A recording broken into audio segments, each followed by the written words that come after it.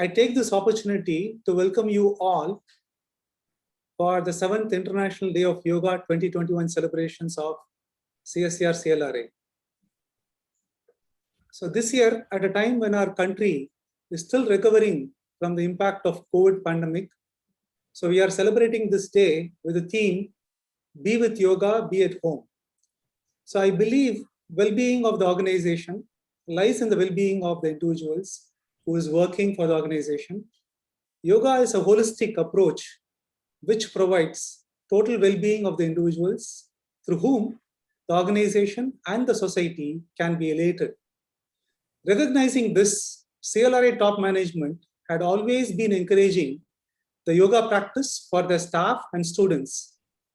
Beyond the impact of physical health, COVID-19 pandemic had impacted many to go through mental health problems, including depression and anxiety. So therefore, the message of yoga in promoting both the physical and mental well-being of humanity has become more relevant today. So for me and some of my colleagues who had been through a regular practice of yoga, when we were impacted by COVID, we could combat COVID at ease. So of course, all of you are aware that COVID actually impacts the lungs. And through the practice of pranayamas, one can strengthen the lungs and have a control over mind in overcoming the fear of COVID. In your armor of defense against COVID. So I take this opportunity to not just welcome you all for today's program, but also urge you all to integrate the practice of yoga as a part of your life. So I would like to play a short video highlighting the pursuits of yoga by CLRA colleagues.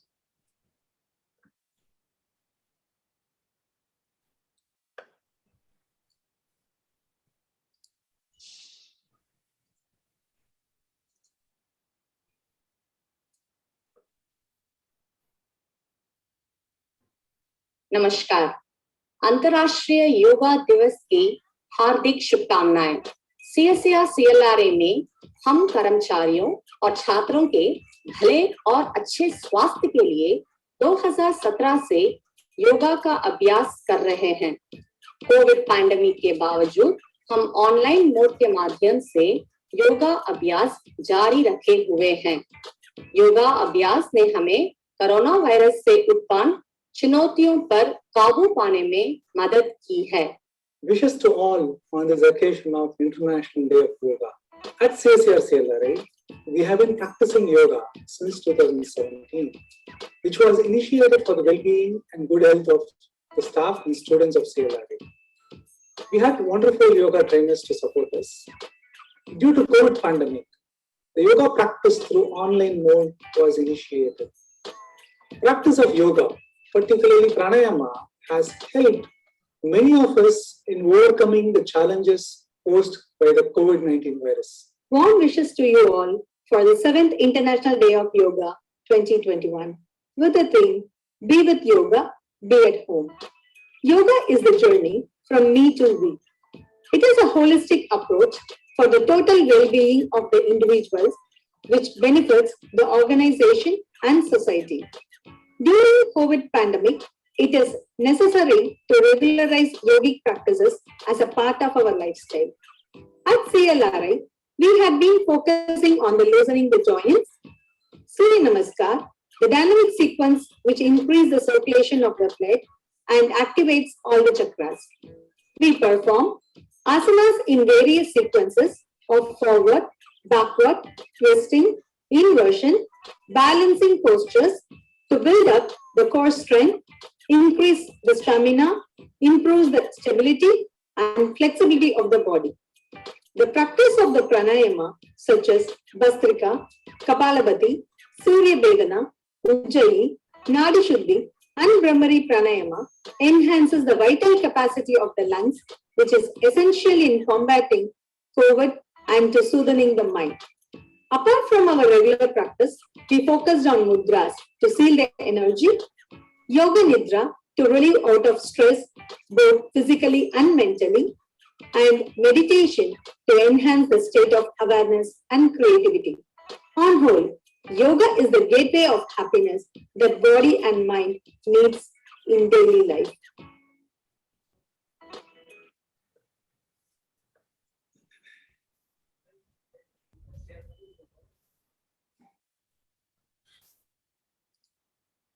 Yeah. So, just an announcement. We have this session live on Facebook. So we have limitations in the number of participants who can join in Zoom. So therefore, you can inform your colleagues and students to also join us through the Facebook. So now I request Director CSIR CLRA, Dr. KG Sriram, to offer his presidential remarks and also read out the yoga pledge. Swami Mahamedanandaji, my colleagues, Madan, Nishad, all others who have been good enough to come out with this fantastic video on this yoga day. CLRA has been a part and parcel of the International Yoga celebrations, and also, as Madan pointed out, the use of yoga to take care of our stress and other issues. Unfortunately, the practice of yoga in the campus has not been happening since the pandemic. And I hope now with the 100% back to normal, at least for now, we would be able to put this back into perspective. And our senior colleagues who are now experts can guide the research scholars and others to practice yoga on a daily basis. To be very frank, I myself did practice yoga till I was in college, but after that left it out. And today I feel very much ashamed of myself that I took various excuses to come out of it. But hopefully this day would become a procedure for me to come back and find some time to do yoga every day. When I was in my school days down in Kerala, it was at that time very much essential that most of us in the schools should go for yoga early in the morning. There used to be mass yoga classes, and I still believe that those days it had taken care of our stress on education and other things. And I hope the same would be so in the days to come for all of us. Having said this, the pledge that we take today on this occasion of the International Yoga Day is also quite apt for all of us to come to yoga. I would therefore, without taking much time between me and Swamiji, who would tell us the benefits of yoga, may I request Sri Shastri, the COA, to read out the Hindi pledge along with me, and then we will go ahead and take the pledge in English. मैं अपने परिवार के साथ नियमित रूप से योगा का अभ्यास कर अपने जीवन में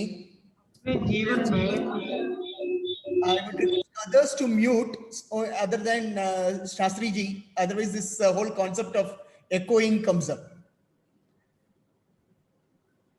अपने जीवन में योग को शामिल करने का संकल्प लेता हूं और दोस्तों को भी स्वस्थ जीवन शैली के लिए योग को अपनाने के लिए प्रोत्साहित करूंगा. I would now request Dr. Madan to take the pledge along with me in English. I pledge to integrate yoga in my life. By practicing it regularly. Along with my family. And encourage friends to take up yoga. For a healthier lifestyle. Thank you very much. Thank you. With that, I would now once again welcome Swami Mahamedanandaji to please deliberate and guide us on the influence of yoga on the physical health and well-being. Thank you very much. Yeah, thank you very much, sir. So today we have Swami Mahamedananda from Sri Ramakrishna Mutt as our chief guest. Swami Mahamedananda had been involved in value education activities for the last 2 decades. Earlier, he served in Ramakrishna Mission Vidya Mandir, a fully residential UG to PhD college for men in Howrah, West Bengal. So currently he is serving as editor of the Vedanta Kesari, a cultural and spiritual monthly English magazine published from Sri Ramakrishna Mutt, Chennai. So he is also a mentor of students of Vivekananda Study Circle, IIT Madras.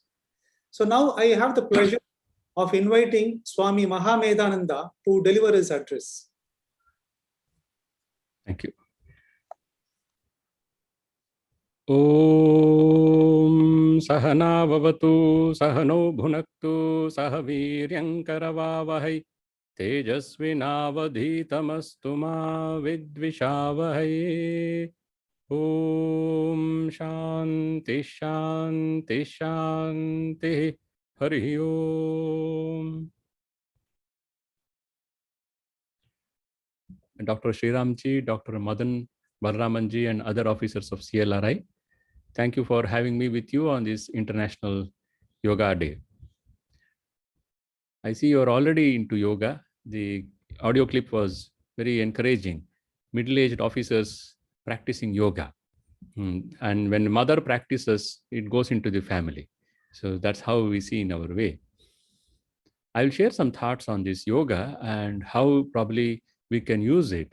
You can use it as CLRI for your well-being, not just at the body level, but even at the deeper, higher purpose levels also. Yoga, as you are probably aware, because you're already having an instructor there in the campus, it comes from the root word yuj, which means union, to unite, to combine. Now, what combines with what? And what is the method of this combination, union? These two questions arise with this definition, and the answers vary according to the traditions.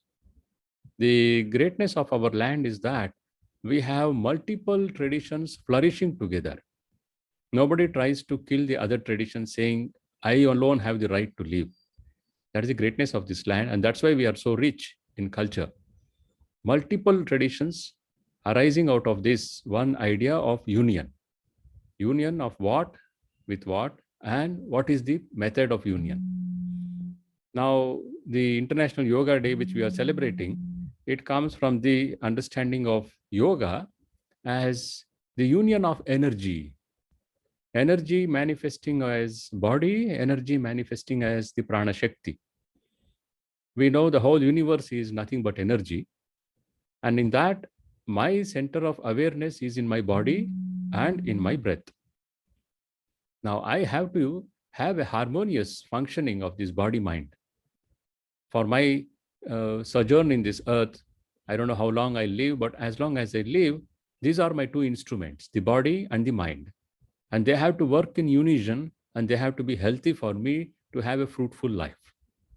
So the system of this union of the energies manifesting as body and energy, prana, that system, that method is called asanas, the practice of asanas.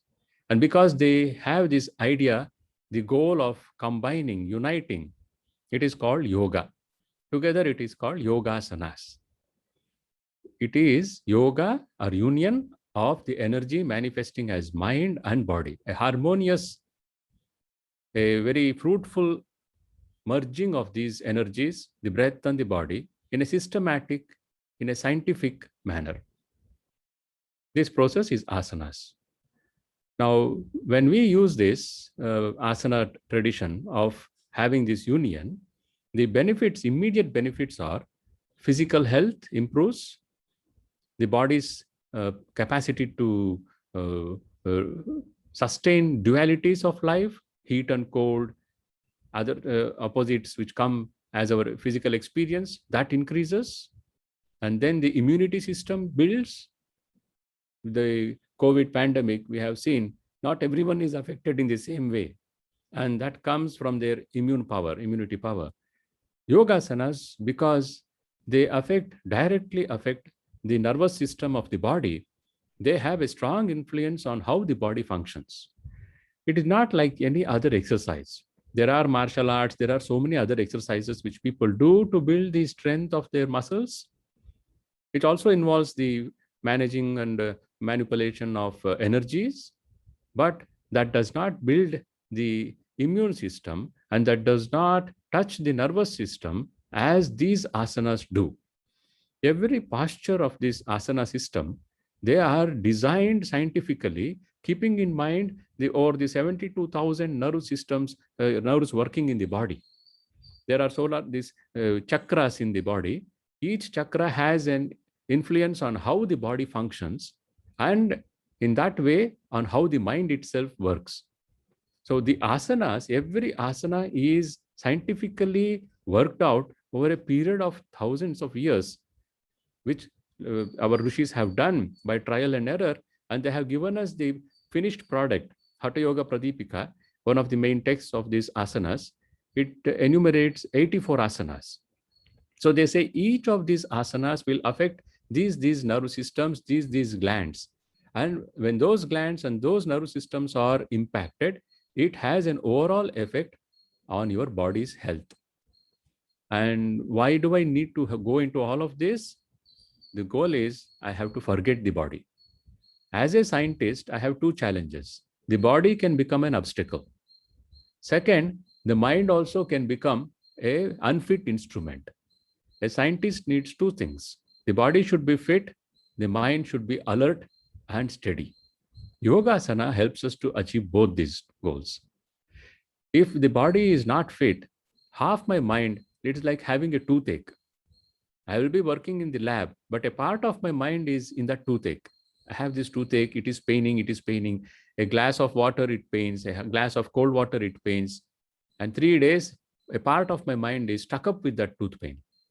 Similarly, if it is a sugar patient or any other disease, like blood pressure increased, that person's one part of that energy, even if it is a small part, which should have gone into some higher thinking, that is stuck in the body. So by practicing Yogasana, the scientists, especially thinkers like you, your biggest benefit is you'll be able to forget the body. It will not trouble you. It will be healthy. And that health is not, of course, it is useful for me as a human being to have a healthy body, but everything has different levels of purpose. That's the point I'll come to. So the first benefit is physical benefit, where the body becomes healthy, so healthy that I will not even know I have a body which disturbs me. We become very keenly aware of the body when we are stuck with disease. Until a disease comes, we don't think of the body. We take it for granted. Walking is taken for granted. Breathing is taken for granted. The ICU patient there, he understands how every breath is. I had taken it for granted. And now I find every breath is difficult and I don't know whether the next breath will come into me. And we don't even know how the body functions. It is an amazing instrument. And that I have been using it without knowing. And I have probably also putting all kinds of garbage into it, unmindful of the consequences. But if we are aware, when we practice yoga, it also includes how I eat, what I eat. All those things are part of yogasanas. How you eat also is taught in yogasana. There is a particular way how you should eat. You should masticate properly, and your mind should be on that eating process. Only then it is not simply stretching a body and putting it into some asanas postures. Next benefit of these asanas is the impact on the mind. The mind becomes concentrated. It becomes steady. Anyone who has tried to practice yogasana will realize even a simple asana like Trikonasana, unless the mind is steady, you cannot maintain that balance. It is one of the simple asanas. Someone who tries it first time, he loses his balance because the mind is not steady. When the body becomes steady, the mind becomes steady because prana becomes steady. And the breath and the mind are directly connected. Body becomes steady, breath becomes steady, and in that process, mind becomes steady. And this is what I need as a scientist. Body and mind both being steady. And that steadiness, that power of concentration, which comes with the practice of asanas, that steadiness can be transferred from one area to another area. So the steadiness which I gained in the morning half an hour practice of Yogasana, that steadiness will also reflect in my work in the office or in my experiments, in my research thinking. That is the benefit of Yogasana, because it is one mind. We have only one mind. It has multiple functions. And in one aspect, if the mind has been brought under control, if there is a steadiness in that, I'll be able to handle the same bring the same steadiness into my other activities. This is the benefit of Yogasana, physical benefit and the benefit of the mind in terms of concentration and steadiness. Now, this is one understanding of yoga, as asanas as yoga. But there is a higher dimension. Everything a human being does, it has a purpose. If there is a higher purpose, the benefits are also higher. If there is a bigger purpose, the vision is bigger, the benefits are also bigger. Now, these asanas, they are part of what is called, Patanjali calls it, Ashtanga Yoga. Yoga with 8 limbs. We have this concept right from the Vedic age. Even in the Vedic age, we had Vedangas. Vedic rituals are performed, but one who wants to successfully perform a Vedic ritual, the mastery of that Vedic ritual, it depended on 6 other Angas of Vedas. If one wants to be a master performer of Vedic sacrifice, he should also be a master of 6 other branches of Vedas. What are they? Phonetics, meter, grammar, etymology, astronomy, and ritual. Unless one is a master in this, the Vedic sacrifice is not going to be successful. And each of these Vedangas, what is the phonetics, the meter, the grammar, etymology, astronomy, ritual, they are all as supplement to the higher goal, which is the success of the Vedic sacrifice. In themselves, they have meaning. In themselves, they have a benefit, but they are part of 6 Angas, and that is to help the success of the sacrifice. And that sacrifice may have any higher purpose, and it can also have a lower purpose.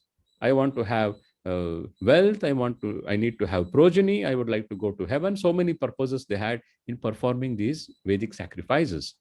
But the success of that depended on the mastery over the Vedangas.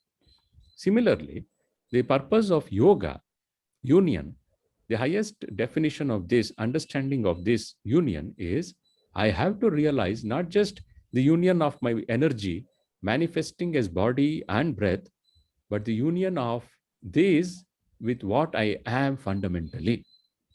In Vedantic terms, it is called the union of the Jivatma with the Paramatma. In Patanjali's understanding, the understanding of in that system of Sankhya is, the whole universe is seen as the union of awareness, consciousness with matter, Prakriti. So there, yoga begins with Viyoga, separation. Separation from what? Separation from the impurities which brought this union of Purusha with Prakriti. So the Yogasanas, as enumerated by Patanjali, and the yogas, Ashtanga Yoga, the goal is to see that the Purusha detaches himself from matter. Consciousness or awareness detaches itself from matter and realizes it is using matter, not to be trapped in matter. Now, this is just one system, one tradition of understanding yoga. There are so many traditions of understanding yoga. In this tradition of Ashtanga Yoga, first there comes Yama, Niyama, and third is Asana. The remaining are Pranayama, Pratyahara, Dharana, Dhyana, Samadhi. So you see, there are 8 limbs of yoga. And what is the highest purpose of this yoga? What is the bigger purpose of this yoga? To achieve this separation of Purusha with Prakriti. That is spirit or consciousness or awareness. It is trapped, it is identified with matter, that it has to detach itself. That is the highest purpose in this system. And in this system, one of these practices, 8 practices, one of them is the practice of asanas. And because it is going to help me in that yoga union, it is called Yogasana. But the higher purpose, benefit of Yogasana, I, as a scientist, if I want to benefit with this, I as a scientist, if I want to benefit, maximum benefit of yogasana, I should see the bigger picture. Practicing asanas should be accompanied definitely with the practice of yama and niyama. Why? Because my body is healthy, very good. My concentration has improved. My steadiness in mind has come, very good. But insights do not come from your body. Insights do not come just by the power of concentration. Insights come when the intuition, the inner mind becomes awakened.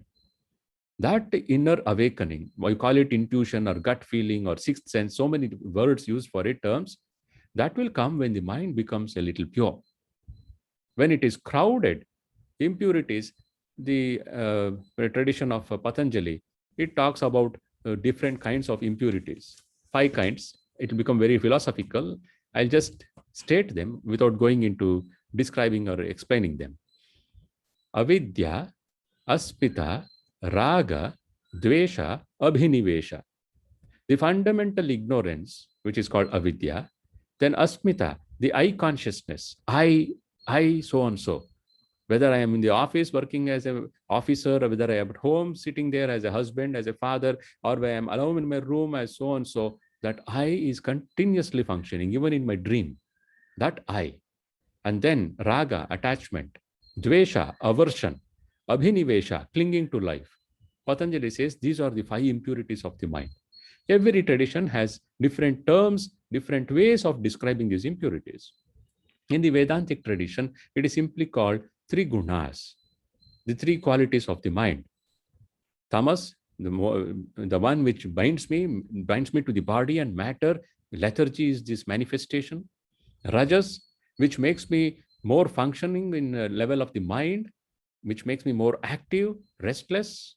Sattva, it is perfect manifestation because it is activity without restlessness. That is what a scientist needs. A bright, awakened mind without restlessness. That is what Patanjali also calls as the goal of these asana practices. And the foundation for these asana practices, yoga asana, should always be kept in mind are yama and niyama. What is yama? Yama is that I should restrain myself from. Yama means restraint. What is it? Ahimsa, I should restrain from harming other people. Satya, I should restrain myself from being false, dishonesty. Asteya, I should restrain myself from taking things which don't belong to me. Then brahmacharya, I should restrain the useless waste of my energy, physical energy. It is not simply brahmacharya is not abstinence, continence. Even a married person, a married lady has to practice self-restraint. That is brahmacharya. Aparigraha, not taking gifts which I don't deserve. This is yama. Niyama are observances, practices which I should do. What are they? Shaucha, cleanliness. Santosha, contentment. Tapas, austerity. Swadhyaya, self-study, intellectual study. Then Ishvara Pranidhana, surrendering to that higher power. Now each of them will require hours of understanding and study to know what each of them means. But just this point I want to make it clear. Whatever asanas we are practicing, we should always see it in the bigger sense. In the bigger sense means see it in the bigger picture. Yogasana is to help me to achieve the biggest, grandest, highest purpose of life. Physical health, mental health is very good, very necessary. But what will I use it for? A crook can also use it for doing something very crooked. A dishonest officer can also use that mental health and physical health to earn dishonest money. Without that morality being brought in, asanas themselves are not going to help my country, my society to become great. I will have very healthy people, totally body focused in enjoying their physical pleasures. That will be a healthy animal planet. That will not be a human planet. Healthy animals enjoying their body and steadily, peacefully enjoying their body again and again, and using that to promote their physical comforts. There is a higher purpose for human life. That higher purpose, that Swami Vivekananda gives in a very beautiful way. I will quote Swami Vivekananda. There are so many descriptions. Sri Ramakrishna, Swami Vivekananda's guru, who used to say, the highest purpose of a human life is God realization or self-realization. To discover who I am. I discover so many things in the world outside, and should I not know who I am? Main kaun hu, main kya hu? And here South India, Ramana Maharishi made it very popular. What am I? Nan yar. If I don't know myself and I know everything about the universe, I remain an ignorant person. So this higher purpose of life, Swami Vivekananda defines it like this. Each soul is potentially divine. Divine means that consciousness, that spirit or Atman. So many words used in so many traditions. Soul is another English word. Each soul is potentially divine. The goal is to manifest this divinity within by controlling nature, external and internal. This divinity within, it has to be manifested, and that manifestation will be possible only when I control nature, external and internal. Asanas are one very powerful means of controlling nature. Body is part of nature, and this body, which is a part of nature, will come under my control by the practice of asanas. And the next fourth step of Ashtanga Yoga is pranayama. It is a combination. They are taught together. Asanas and pranayama, they are taught together. So controlling nature, external and internal, I have to manifest the inner divinity. That is the goal. How to do this? Swami Vivekananda continues. Do this either by work. Asanas is one work, one method. But there is another method called just by work. He may not practice any asanas, but he will be able to bring about this manifestation of the inner divinity by the yoga called karma yoga, which is called here, Swamiji calls it work, or psychic control, Raja Yoga, or philosophy, that is Jnana Yoga, or worship, that is Bhakti Yoga. Do this either by work or worship or psychic control or philosophy, by one or more or all of these, and be free. That freedom is the goal. This is the whole of religion. Doctrines or dogmas or rituals or books or temples or forms are but secondary details. What happens? People give so much importance to their doctrines, their dogmas, their rituals. How will I stamp on my head, forehead, and how will I dress? What will I eat? How will the God be looking? How will my temple, the masjid, my church will look? These are all secondary details. The fundamental detail is you have to discover the truth within you and manifest it outside.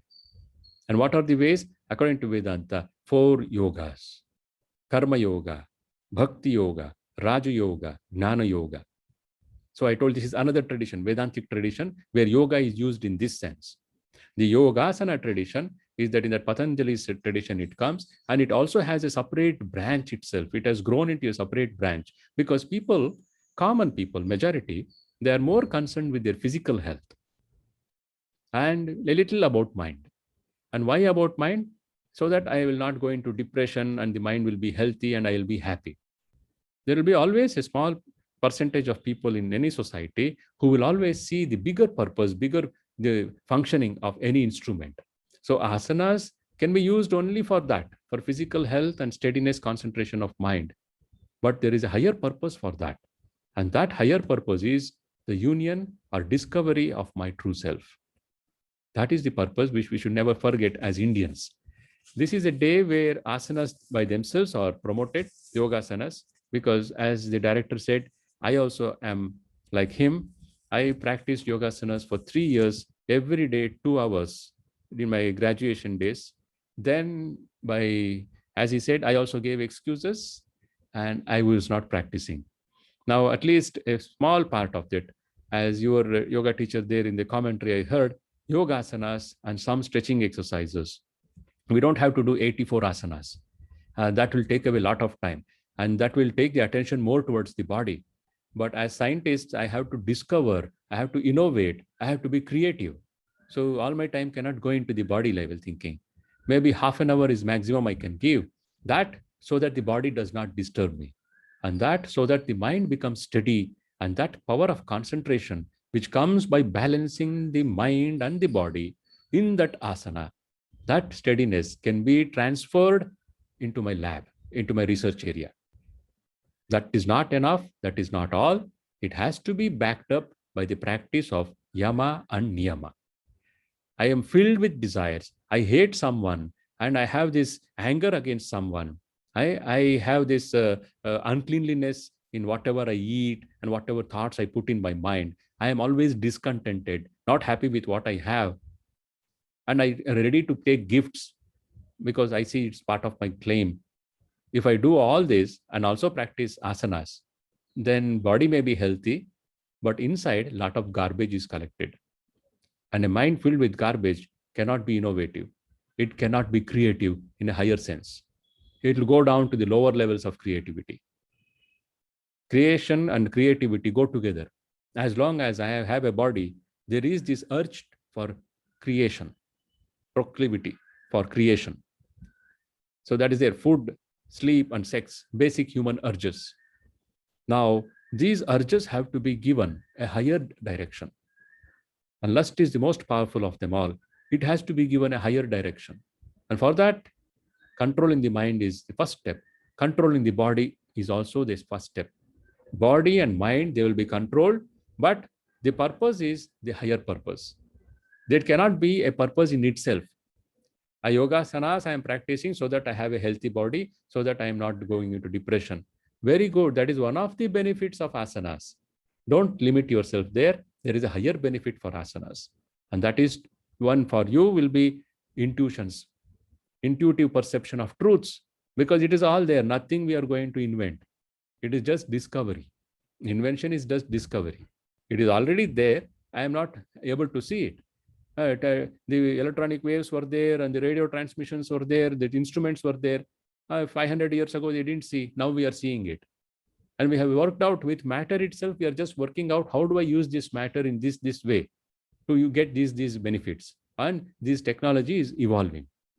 It is evolution of man's understanding. It is not a new total discovery. I just am seeing new connections, new links. That is what a scientist does. He sees the apple fell so many centuries, thousands of years. But we knew this before that apple fell on his head, that there is a power called gravitation. We knew it. But they discovered when he said, oh, why did this apple fall on my head? It begins with a question. A life begins with a question. So on this day, I would request you to go with this question. What is the higher purpose of these asanas, which will become yoga asana? That higher purpose, what is it? Please go with this question. And as the director said, that pledge also given one Surya Namaskara every day. It hardly takes 15 minutes. In 24 hours, if we can give 15 minutes for that, immediate benefit is seen within 3 months. Thank you very much for having me with you. And I hope I have been able to present the thought that asanas by themselves are not to be seen in a separate entity as just a physical exercise. If you do that, it will be a last of thing we will be losing. Asanas are part of a system called Ashtanga Yoga. And that system helps me to have higher realizations, higher discoveries.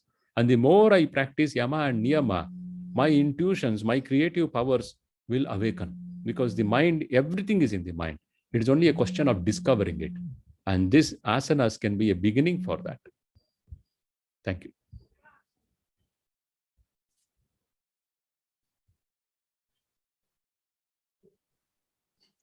Yeah, thank you very much, Swamiji, for your wonderful lecture. So, like, can we have some questions? And if anybody is interested to ask, have any, questions on related to yoga and mental well-being. So, if anybody has any queries, can we take a couple of questions, Swamiji? Yes, please.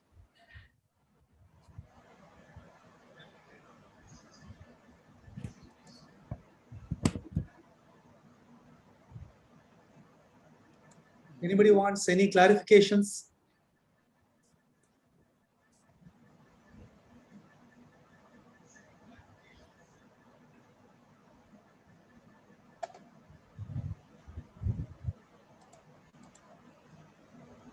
I think your lecture was very awakening, Swamiji. So, truly, as you said, as a scientist, so we have to discover internally much more to come out with, greater purpose for reaching out to the common man. So thank you very much once again, Swamiji. Thank you. Now I request Sri Murugan to propose a formal vote of thanks. Thank you, Dr. Madan. Good morning to all of you. On behalf of CSR CLRI, I take this opportunity to extend my heartfelt gratitude and thanks to the chief guest Swami Mahamedananda, Sri Ramakrishna Math Chennai, for enlightening the participants with wonderful discourse on the physical and mental well-being based on yoga. I'm sure the scientific community will benefit on the whole. It was indeed an extremely fruitful session where the participants can carry forward several benefits that emanate on performing yoga regularly. Having been involved in value education activities for the younger generation, the Swamiji's talk would be imbibed by today's participants for their benefit. A special thanks to Yogacharya S. Elilaracy, Director, Yogalaya Healthcare Institute, Chennai, for having guided the staff members of CLRI in practicing yoga despite the pandemic. I take this opportunity to thank our Director, Dr. KJ Sriram, for his consistent support and the entire team of CSR CLRI for their earnest efforts towards organizing this event and making it a success. A special thanks to Dr. Madan and Dr. Nishad Fatima, Senior Principal Scientists, for having made this happen, and to the participants in making of this video. Swami Vivekananda said, yoga is the method to understand reality. Let us all practice the pledge that we have taken on yoga today and come to terms with reality. Thank you, one and all. Thank you, sir. Before we just close, I request all of you to come on camera. We'll just take a group picture. I request all of you to switch on the camera.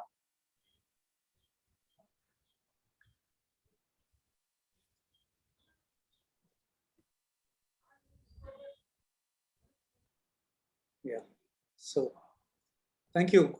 Guru Prasad, can you just take a snap of all of us? Yeah, just give me a minute.